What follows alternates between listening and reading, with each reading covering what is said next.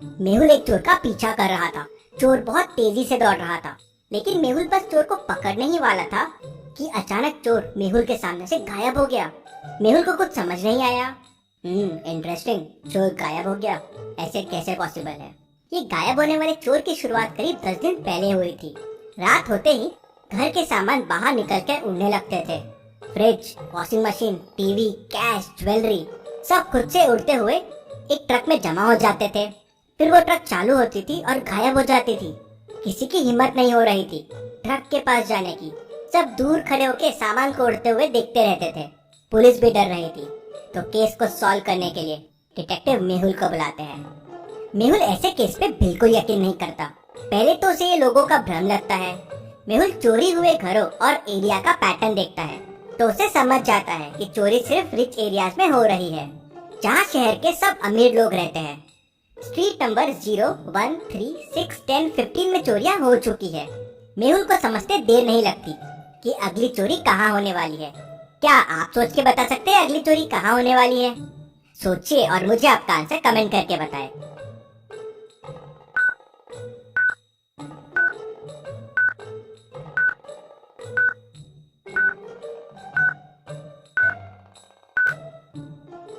अगली चोरी street number 21 में होगी।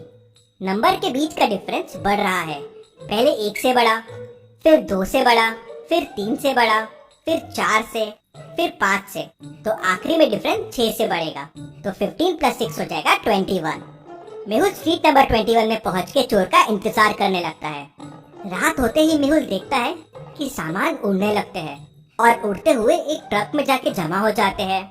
मेहुल सामान का पीछा करता है, लेकिन सामान ट्रक में जाते ही गायब हो जाते हैं। मेहुल ये देख शॉक हो जाता है। इंटरेस्टिंग, सामान कैसे उड़ सकता है? मेहुल इसके बारे में पता करने के लिए भूल भुलैया साइंटिस्ट के पास जाता है।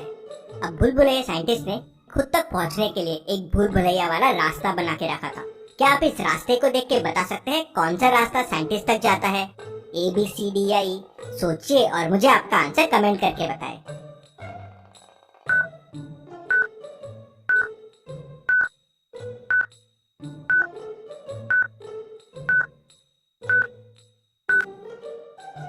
रास्ता D साइंटिस्ट तक जाता है। मेहुल रास्ता D लेता है और साइंटिस्ट तक पहुंच जाता है।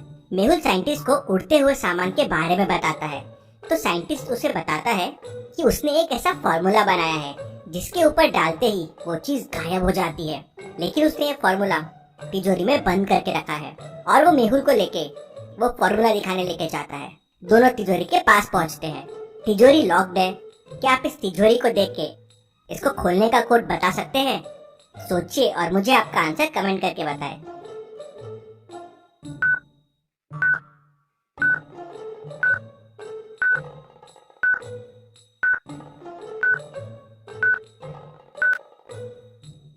तिजोरी का कोड हो जाएगा 410। पहले दोनों नंबर्स का डिफरेंस और फिर दोनों नंबर्स का सम कोड है। जैसे पहले नंबर्स में 5 - 3 है 2 और 5 + 3 है 8, तो आंसर है 28। सेकेंड में 8 - 6 है 2 और 8 + 6 है 14, तो आंसर है 214। तो फाइनल में 7 - 3 हो जाएगा 4 और 7 + 3 हो जाएगा 10, तो कोड हो जाएगा 410।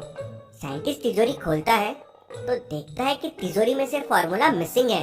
ओह नो, बोतल चोरी हो गई है, किसी ने बोतल चुरा लिया है। इंटरेस्टिंग, आपके लैब तक पहुंचना आसान नहीं है और तिजोरी खोलना तो बिल्कुल आसान नहीं है। कौन कर सकता है ये? मेहुल को तिजोरी पे फिंगरप्रिंट्स के निशान मिलते हैं। एक ग्लास पे भी फिंगरप्रिंट के निशान मिलते हैं। न्यूज़पेपर पे और फ्लास्क पे भी फिंगरप्रिंट्स के निशान मिलते हैं।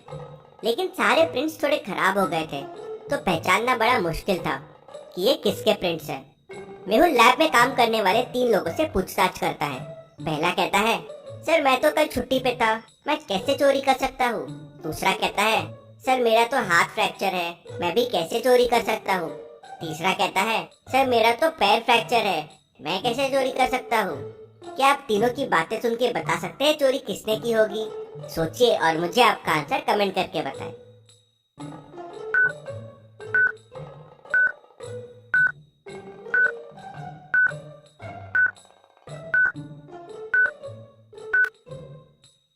सबसे बड़ा डाउट हैंड फ्रैक्चर वाले लैब असिस्टेंट पे जाता है।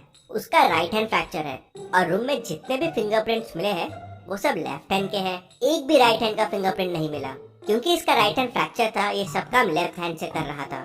तो मेहुल उससे कहता है, अब तुम बच नहीं सकते, तुम्हारे फिंगरप्रिंट्स हमें मिल गए हैं, अपना जुर्म कबूल कर लो। तो वो मेहुल को बताता है कि उसी ने लैब में चोरी की थी, फॉर्मूला चुराया। लेकिन इससे ज्यादा उसे कुछ नहीं पता है, उसे 1 करोड़ रुपए मिले थे फॉर्मूला चोरी करने के लिए। फिर मेहुल साइंटिस्ट से पूछता है, क्या कोई इलाज है इस फॉर्मूले से लड़ने के लिए? तो साइंटिस्ट कहता है, नहीं, इसका कोई इलाज नहीं है। हाँ, फॉर्मूले का असर 6 घंटे बाद खत्म हो जाता है। मेहुल लैब से चला जाता है और पैटर्न वाले हाउस के हिसाब से फिर चोर का इंतजार करने लगता है। वापस वही होता है, सामान हवा में उड़ने लगते हैं और उड़ते उड़ते आगे बढ़ने लगते हैं। मेहुल चोर का पीछा करता है। ये देख चोर सामान फेंक देता है और भागने लगता है। मेहुल को चोर दिख नहीं रहा था, लेकिन फिर भी मेहुल चोर का पीछा बराबर कर रहा था। कैसे? क्या आप सोच के बता सकते हैं?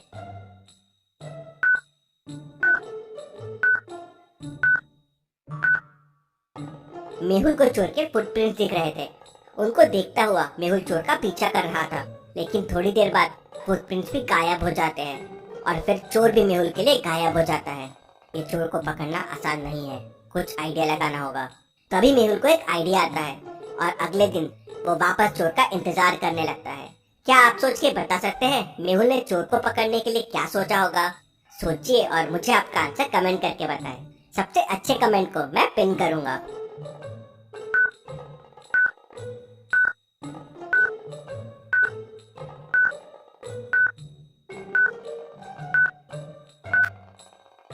मेहुल एक आटे का डब्बा तैयार करके रखता है।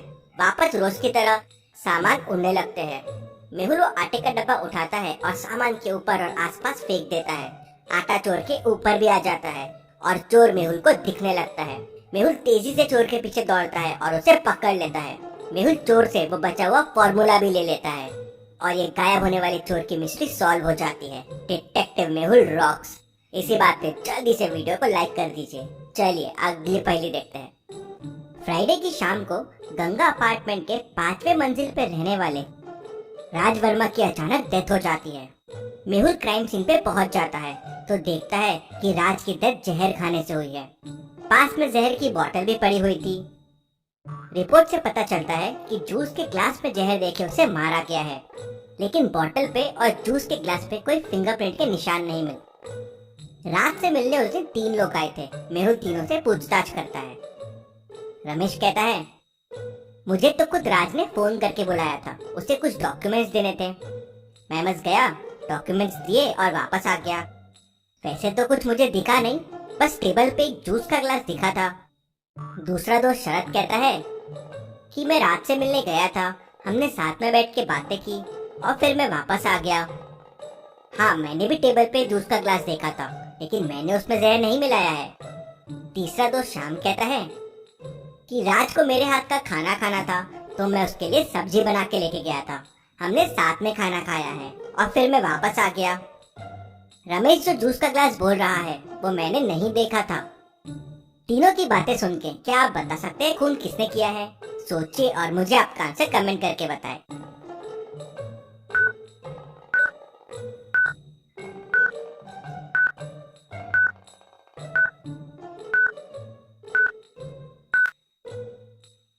चलिए इसका आंसर देखते हैं। खून दूसरे दोस्त ने किया है। उसे कैसे पता चला कि जहर जूस के ग्लास में था? वहीं वो पकड़ा जाता है। चलिए अगली पहेली देखते हैं। मेहुल को एक पटरी के ऊपर बांध देते हैं। एक तरफ से तेजी से ट्रेन आ रही होती है और नीचे क्रोकोडाइल्स रहते हैं। ट्रेन तेजी से आती है और मेहुल को क्रॉस कर जाती है, लेकिन मेहुल बच जाता है। कैसे? सोचिए और मुझे आपका आंसर कमेंट करके बताएं।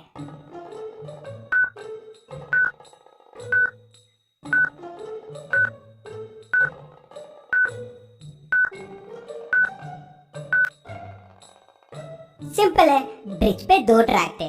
ट्रेन डिफरेंट ट्रैक से आ रही थी और मेहुल डिफरेंट ट्रैक पे था। तो लॉजिकल आर्मी ऐसी और जासूसी पहेलियां सॉल्व करने के लिए आप मेरा गेम मिस्टर डिटेक्टिव डाउनलोड कर सकते हैं। Thank you.